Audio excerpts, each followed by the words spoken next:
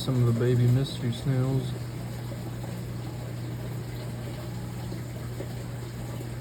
This is just on the front panel too.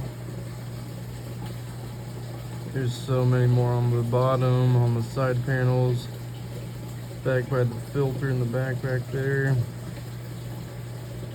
Some bladder snails in here as well that I'm working on getting out to feed to my puffers, and so they quit stealing all these babies' food. But we got tons. This is just one 20-gallon. I have another 20-gallon full of little babies as well.